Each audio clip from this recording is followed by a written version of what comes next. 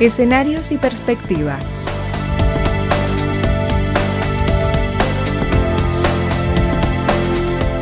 Expone Santiago Bulat, economista jefe en IDEA y asociado en Inbec Consulting. Modera Claudio Zukovicki, gerente de desarrollo de la Bolsa de Comercio de Buenos Aires.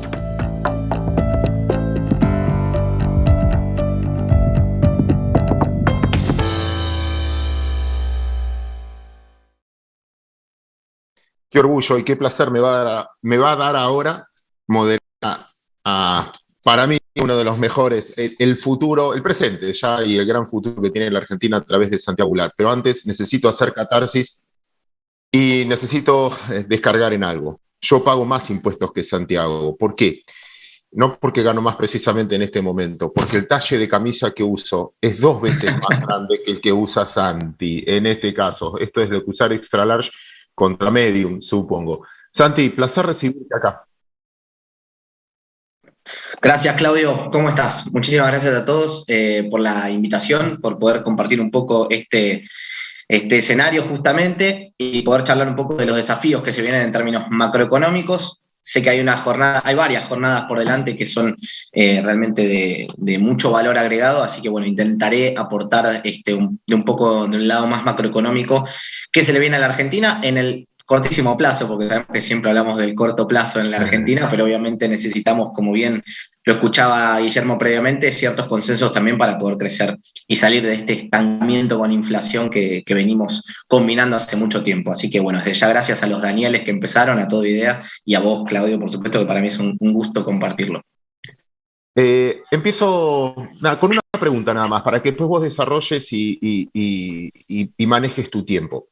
Pero para hacer un hilo con el bloque anterior, hablábamos de las inversiones necesarias, la eficiencia necesaria para que estas inversiones existan, la competitividad necesaria para que estas inversiones globalmente. Ahora, yendo a los escenarios y perspectivas que vos nos vas a plantear a nivel macro, ¿qué no puede dejar de saber un inversor que lo necesitamos y lo vamos a seducir de la Argentina de la macro de hoy? Bien, muy bien. Bueno, si me das lugar, comparto un poco la pantalla para dar a entender dónde estamos parados hoy, tratando de responder esta pregunta que haces y que es muy necesaria. Efectivamente, si hoy uno ve, es un gráfico que ahora me hubiera gustado extranjera que llegan al país, hoy estamos en niveles incluso por debajo del año 2004, digamos, hoy los niveles de inversión están realmente muy bajos y eso es lo que tenemos que de alguna manera dar la vuelta, ¿no? Dejar de pensar solamente en traccionar con las ruedas del consumo y empezar a pensar a traccionar con las ruedas de la inversión y la exportación. Vamos brevemente a ver un poco la presentación para entender dónde estamos parados al día de hoy. Espero que todo se esté viendo bien. Básicamente lo que vemos es que acá estamos viendo un gráfico de actividad económica a la izquierda, que un poco lo que nos muestra es cómo viene avanzando la actividad económica desde enero de 2017, como para poner un punto en el cual Argentina tocó su pico máximo antes de la crisis cambiaria en 2018, y cómo a partir de entonces nunca volvimos a aquel punto de actividad económica. Entonces hoy es una economía que está muy por debajo de aquel pico del año 2017 que hubo. Incluso si vemos la caída fuerte que hubo en mayo de 2020 a partir de todos los cierres por la pandemia y demás, lo que vemos es una recuperación muy fuerte de la economía y que, como también vemos a la derecha, eso pasó en todas las economías del mundo. Una baja muy fuerte y una recuperación, digamos, también muy grande, ¿no? Pero lo que vemos ahora también en la Argentina, que es el gráfico de la izquierda, reitero, es que hay una especie de estancamiento sobre el final. Digo, mayo nos dejó números desde el INDEC que nos demuestran que las nuevas restricciones y demás mancaron un poco este proceso de recuperación económica. Entonces, si empieza en junio, que es lo que se está viendo ya, un proceso de recuperación económica, aproximadamente creceríamos en torno al 7% para este año, lo cual todavía nos deja por debajo de los niveles previos a la pandemia. Algo que en el resto de la región no pasa. Fíjense cómo queda Argentina en relación a cómo está hoy respecto a los países de la región. Muchos ya recuperaron lo que fue el escenario prepandémico, digamos todo lo que fue aquella gran caída de la pandemia, excepto Argentina y Colombia, que hoy se encuentran por debajo de esto. Incluso si terminamos este año con las perspectivas de crecimiento que hay hacia adelante, bueno, todavía terminaríamos por debajo del año 2019. Esto me parece importante destacarlo porque tenemos un escenario de recuperación, digamos, por rebote, pero que todavía no nos llevaría a los niveles previos a la pandemia, lo cual nos deja también en un escenario de incertidumbre de decir, bueno, ¿cómo planeamos crecer de acá en adelante? No podemos estar siempre supeditados a lo que suceda con las elecciones, algo que en Argentina siempre es bastante definitorio. Vemos que en otros países no lo es tanto. Bueno, vemos que acá tiene una afectación importante y que obviamente tenemos que empezar a pensar cómo salimos de este estancamiento, que como bien mencionaba Guillermo también previamente, tiene 10 años. Entonces, en primer lugar, entender al inversor, le digo, ten en cuenta que la economía argentina no viene con una recuperación como un cohete después de esta caída, sino que ahora empezó a mancarse sobre el final y que las mejores perspectivas todavía no nos ayudan a volver a un escenario muy, muy alentador.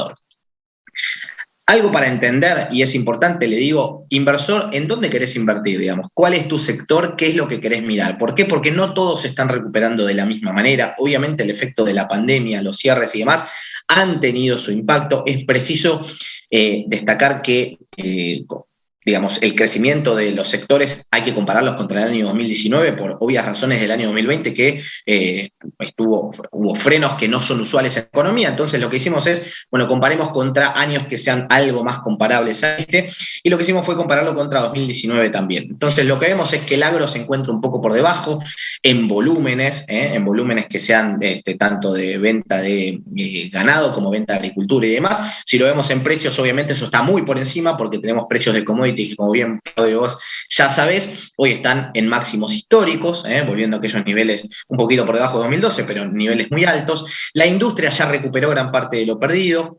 Hoy está en niveles parecidos a los del año 2019, pero venía por encima. El comercio viene también por encima de lo que era el año 2019 en el acumulado. La construcción viene todavía muy golpeada, tiene bastante por recuperar. Obviamente, medido contra 2020, viene creciendo al 30%, pero contra 2019 todavía sigue complicado.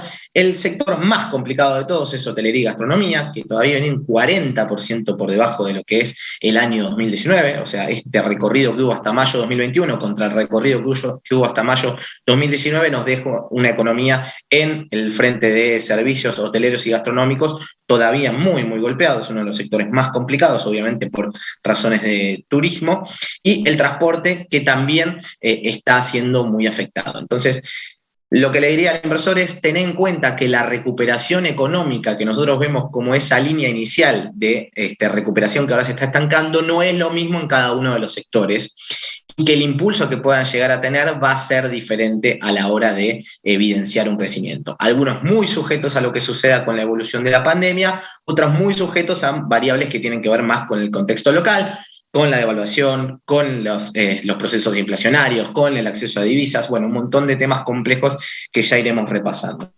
Obviamente la economía no se mide solo por la oferta, sino también por ver qué está pasando del lado de la demanda agregada. Y cuando uno ve qué pasa con las exportaciones y las importaciones, vemos que Argentina en este momento está en un contexto de superávit comercial, particularmente por el factor de exportaciones que crecen mucho a través de los precios. Pero si vemos cómo vienen las exportaciones, comparando los primeros trimestres, Argentina está por debajo del año 2019 en términos de cuánto exportamos en volumen, ¿no? Sin embargo, por los precios, estamos viendo una aceleración muy fuerte que nos lleva a que el superávit sea mayor. Sin embargo, las importaciones también vienen recuperando, la brecha cambiaria juega un rol a favor de las importaciones porque de alguna manera dolarizarse a un dólar más barato de lo que el mercado hoy está viendo, y vemos que las importaciones sí están muy por encima del año 2019. O sea, si yo lo veo en volumen, la balanza comercial de alguna manera debería estar en negativo. Si lo veo por precios, la balanza comercial en este punto me está dando resultados muy favorables a partir de que tenemos precios internacionales que están mejorando la situación de la Argentina. Entonces hoy, este problema que siempre Argentina tiene de una mayor demanda de la cantidad de oferta de dólares que suele haber en la economía, por el lado comercial tenemos un aliciente que es, bueno, estamos de alguna manera conteniendo este fenómeno a partir de precios internacionales muy elevados, ¿no? Lo cual termina siendo obviamente favorable. Si lo vemos en el lado de los salarios, ¿qué va a pasar con el consumo? Acá directamente unifiqué. Bueno, lo que vemos es que en los próximos meses probablemente haya, ya incluso el dato del RIP de ayer confirma un poco esta tendencia, que es, se empieza a recuperar de alguna manera el salario real en el último tiempo. Estamos muy por debajo de 2017, fíjense que la reacción es muy parecida a lo que sucede con el crecimiento de la economía, el consumo explica gran parte de la actividad económica, y lo que nos muestra es que estamos todavía muy por debajo de lo que fue incluso el promedio de 2013-2017, proceso de estancamiento, pero con salarios en aquellos niveles, y a partir de la crisis cambiaria de 2018 y donde estamos ahora, la economía y los salarios se han ajustado notablemente, ¿no? Un 17% aproximadamente desde aquel promedio, y lo que se espera ahora es una recuperación hasta las elecciones por recomposición de paritarias, un freno a la inflación de niveles muy elevados, ¿no? Estamos viendo niveles muy elevados, ahora lo vamos a ver brevemente. Y las jubilaciones pasaría lo mismo ahora, ¿no? A partir del bono que se da y con esta leve recomposición de la fórmula de movilidad, bueno, sobre el final del año ganarían algo más de aire los salarios, llegando obviamente a las elecciones, que siempre, como digo, tiene que ver. Entonces, ¿qué vemos? En una primera punta, las exportaciones creciendo, sobre todo a partir de precios, salarios, por su parte, recuperando sobre el final del año. ¿Qué pasa con Santi, los niveles? Santi, Sí. necesito interrumpirte ahí un segundo. ¿Cuánto de esto es sostenible en el tiempo? Porque existe una muy buena cronología de cómo se estancó un poquito ese rebote económico, mirando para el futuro. El aumento si querés, del poder adquisitivo del salario, ¿es sostenible en el tiempo? Esa es la pregunta. Bueno, obviamente es excelente la pregunta, es la pregunta que nos hacemos todos, porque una dinámica inflacionaria disruptiva obviamente rompe con esta tendencia creciente de los salarios, y lo cierto es que mientras que la economía no logre un sendero creciente, fijémonos que los salarios no tienden a crecer. Si no hay una mayor productividad de la economía, los salarios tienden siempre a ir a la inversa, ¿no? Y hoy no estamos yendo a un escenario que se convalide tanto en términos de crecimiento de todos sus sectores, por eso me parece que va a haber sectores ganadores y perdedores, pero que el promedio no va a tener un crecimiento que lo devuelva al año 2017, por lo menos en el corto plazo. Eso me parece que no va a pasar, por eso creo que esta recuperación te puede dar algo más de aire, pero en el largo plazo, mientras no haya más fundamentos por detrás de esta expansión de salarios, todavía vamos a estar en niveles más bien bajos y no volver a aquella dinámica de 2017, donde había quizás una perspectiva económica de mejora, había una inflación descendente. Bueno, este escenario hoy está bastante comprometido porque sabemos que hay un frente financiero que hoy está por lo menos, maleable, o sabemos que no está del todo asentado, ¿no? Entonces, esto es lo que genera de ahora en adelante cierta incertidumbre, y creo que entre la ventana de las elecciones y marzo, donde hay que arreglar con los organismos internacionales o no, digamos, ahí me parece que se va a jugar esta pregunta definitivamente de hacia qué escenario más estamos yendo. Pero es importante destacar eso. Gracias, Claudio. Cuento un poquito en términos de gasto. Nosotros sabemos siempre que en periodos electorales y demás hay como un impulso mayor por parte del Estado, de alguna manera, de poder incrementar a los sectores más vulnerables, de poder darles cierta ayuda, de poder aumentar las obras. Bueno, todo esto obviamente genera distorsiones en el frente fiscal, ¿no? Lo que vemos básicamente comparándolo con 2019 también, es que teníamos en términos de ingresos un recorrido incluso que era mejor que en el año 2019, lo cual nos da a entender que veníamos en términos de ingresos recaudando más, lo cual nos iba a permitir de alguna manera gastar en línea con eso. Los gastos venían por encima del año 2019, pero no era gastos demasiado elevados, lo cual te permitía mantener un déficit muy consistente y que estaba generando mejores proyecciones hacia adelante, ¿no? No tan disruptivas en términos de déficit, y lo que vemos en junio es que esto ya se empezó a romper un poco, ¿no? Los gastos saltaron fuertemente, en relación al año 2019, por supuesto, en la comparación, y básicamente vemos que el déficit, a partir de esto, con ingresos que se resintieron levemente, bueno, generó nuevamente una disrupción en el frente fiscal, ¿no? Entonces veníamos con ingresos y egresos que venían bastante pegados, y ahora vemos nuevamente que en junio se soltó un poco más la cadena del gasto. ¿Qué es lo que vemos? ¿Qué es lo que viene ajustando hasta el momento? Las jubilaciones, los salarios del sector público son los dos frentes que hoy están generando una mayor contracción del lado digamos, de los gastos, y por el otro lado están aumentando las erogaciones con todo lo que tiene que ver con los programas de asistencia a una población que obviamente está muy complicada. Las contribuciones a la seguridad social, por dos partes, por el lado de los salarios y por el lado de menor empleo, está generando una menor cantidad de ingresos, y todo lo que tiene que ver con la actividad económica de consumo todavía no ha recuperado, con lo cual está por debajo. Los derechos de exportación vienen creciendo a partir de una mejor recaudación por precios internacionales favorables, con lo cual, en términos generales, lo que se espera ahora es que se mantenga un poco más la tendencia de gastar más y que los ingresos, si no se recupera demasiado la economía, bueno, vayamos a un déficit fiscal mayor a lo que quizás nos hubiera sorprendido en una primera instancia. Vamos a la inflación. Sí. Antes de que me cambies de tema, que llegaron un par de preguntas de la gente. Vuelvo a interrumpirte con esta famosa palabra de si es sostenible en el tiempo. Así como aclaraste y muy bien que si el 50%, menos del 50% de la Argentina tiene empleo, y en ese caso el mayor empleador es el Estado, es difícil sostener en el tiempo la suba de la mejora de salario. Voy a lo mismo. Gran parte de tus números o el equilibrio fiscal que mostrás o superávit comercial que mostrás tiene que ver no con cantidad, sino con precio de las materias primas. Y acá viene la pregunta de la gente. ¿Este valor de materias primas es sostenible en el tiempo? Bueno, acá te lo tengo que preguntar más yo a vos que vos a mí, así que te invito a que la respondas también. A ver, un poco lo que estamos viendo es que va a depender bastante del escenario internacional. Digo, hoy cuando estamos viendo una Reserva Federal que mantiene, que tiene un escenario de inflación, digamos, en torno al 5, 5,5% de inflación anual, con tasas de interés muy bajas, bueno, te está de alguna manera generando que un dólar depreciado, que a su vez aumente, o se deprecia el dólar, de alguna manera aumenta la cantidad de dólares que necesitamos para comprar esas materias primas. Entonces, es factible que con la demanda que viene creciendo, digamos, porque hoy vemos desde el mundo, cuando uno ve cuál es la demanda que hay por ciertas materias primas, sobre todo hablando de China y demás, vemos que se convalida esa demanda, ¿no? Que permanentemente viene en aumento, y el año 2021 fue particularmente uno de bastante demanda, lo cual no vemos hasta ahora que haya un resentimiento de eso, digamos, no vemos que eso se viene cayendo en términos de demanda. Entonces eso es importante. Si la demanda se sostiene y estamos viendo por otro lado que hay índices de inflación, digamos, un dólar más debilitado de alguna manera, es probable que estos niveles se puedan mantener a lo largo del tiempo. Ahora, si hay una reversión de la estrategia de la Reserva Federal, una suba de tasas que puede impactar en esto, porque la inflación se mantiene sostenida, bueno, eso puede generar nuevamente un escenario de menor precio de commodities, y obviamente también siempre respondiendo a la demanda que haya. Digo, vemos precios altos porque lo convalida de alguna manera la demanda que hay en el mundo, que hoy está, y todo apuntaría que va a continuar. Entonces yo creo que este escenario de commodities se puede sostener. Si va a ser por encima o levemente por debajo, te la dejo a vos, Claudio, no sé, pero hoy, digamos, los futuros convalidan un poco eso, y lo que estamos viendo en términos de demanda está convalidando un poco eso también.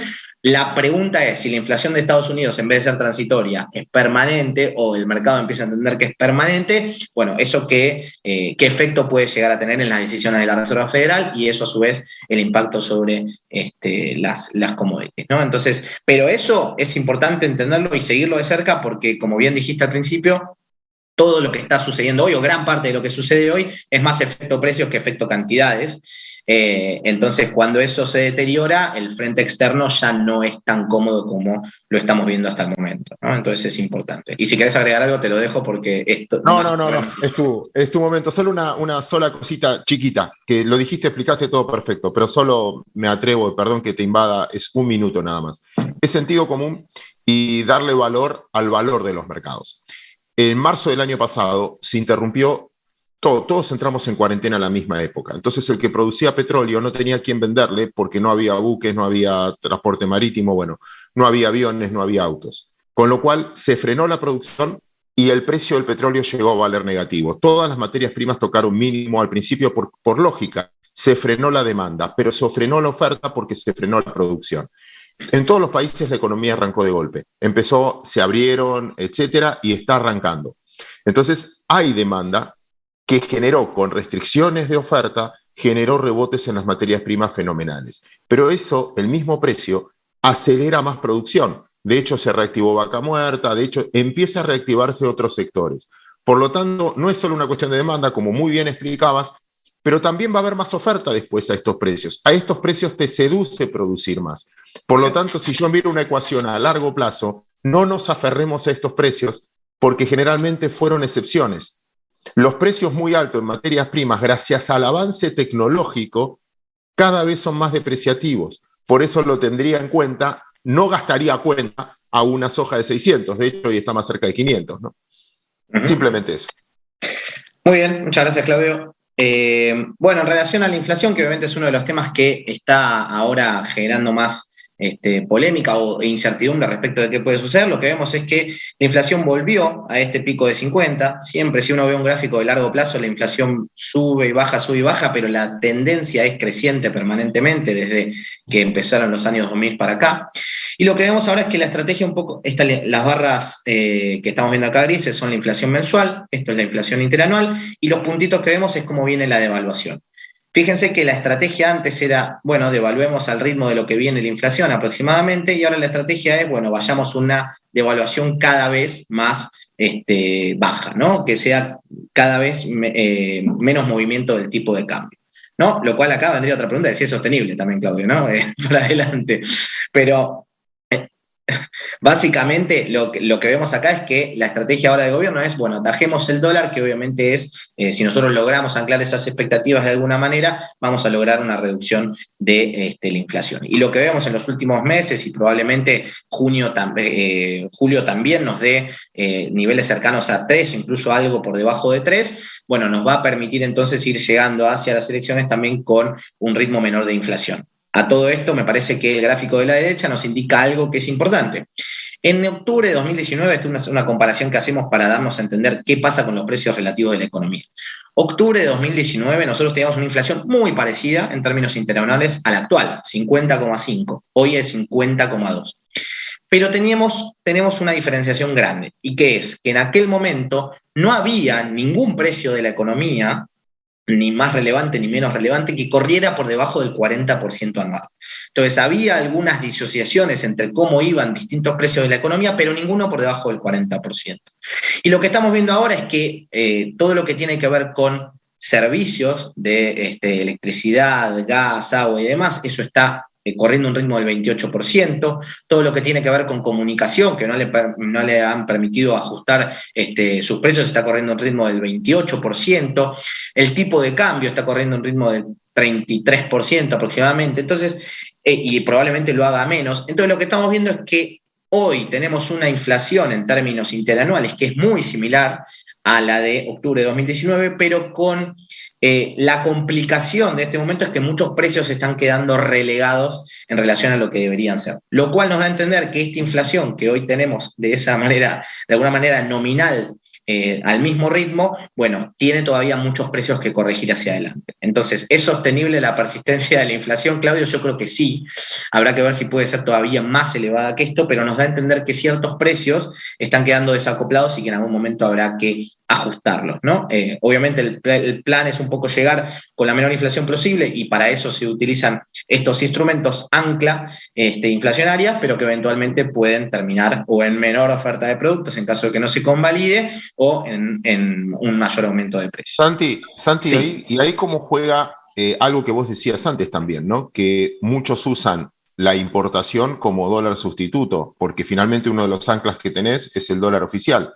Y eso te puede también perjudicar tarde o temprano la producción local o la balanza comercial.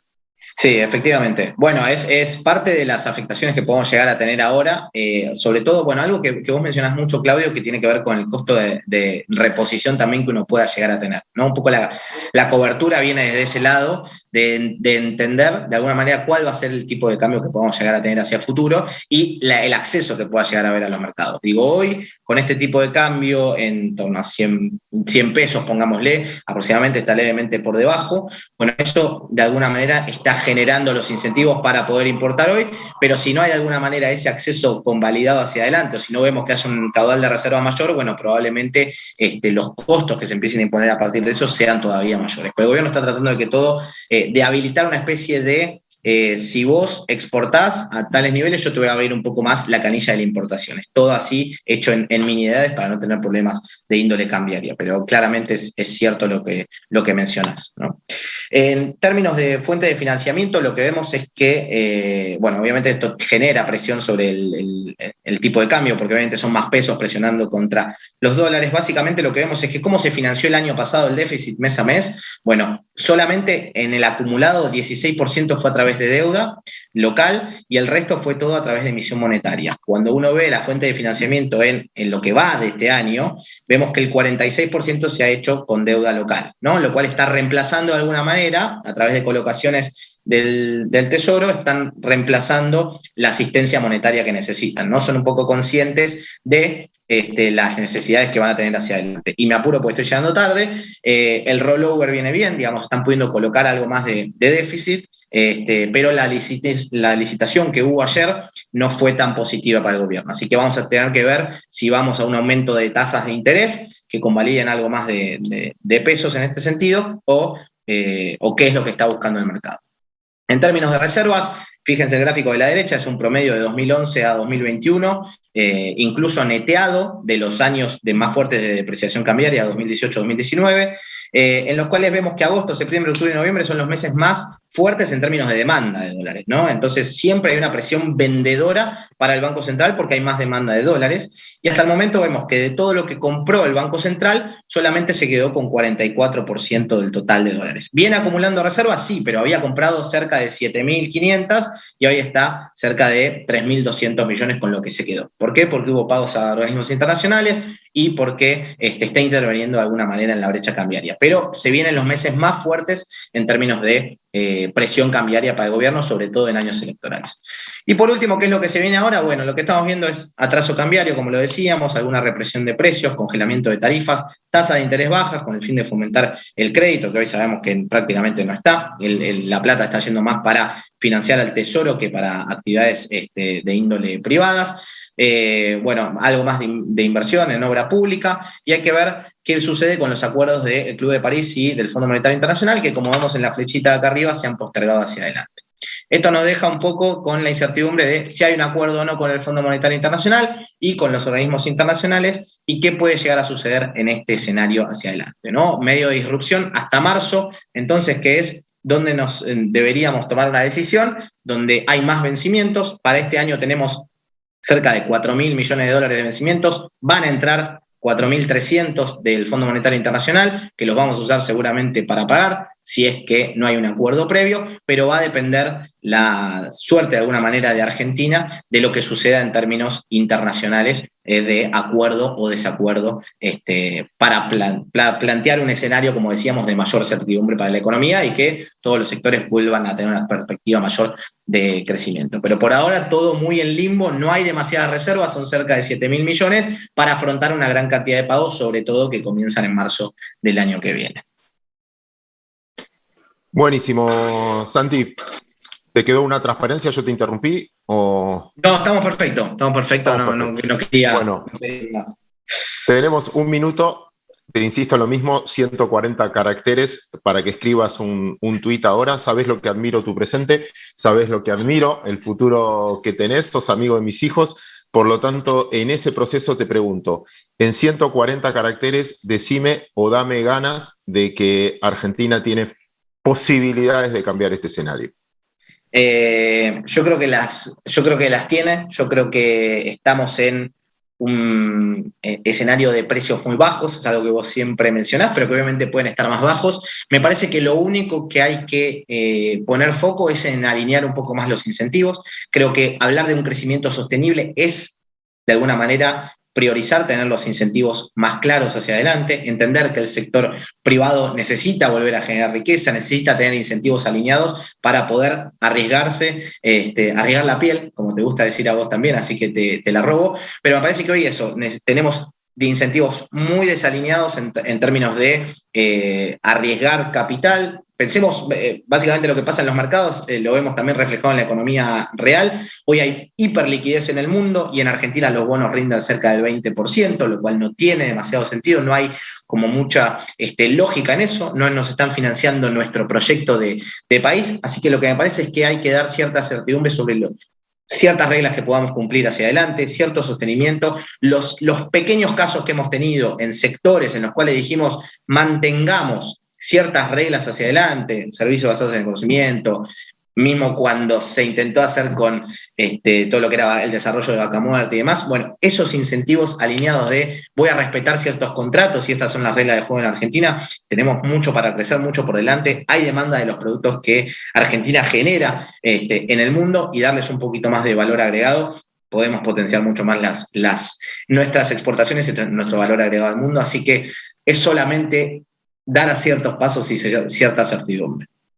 Santiago Bulat, gracias por compartir este momento de idea de encuentro con nosotros, gracias por dignificar la profesión, gracias por dignificar, como siempre, tu apellido. Un honor tenerte aquí. Muchísimas gracias, Claudio. Un saludo a todos.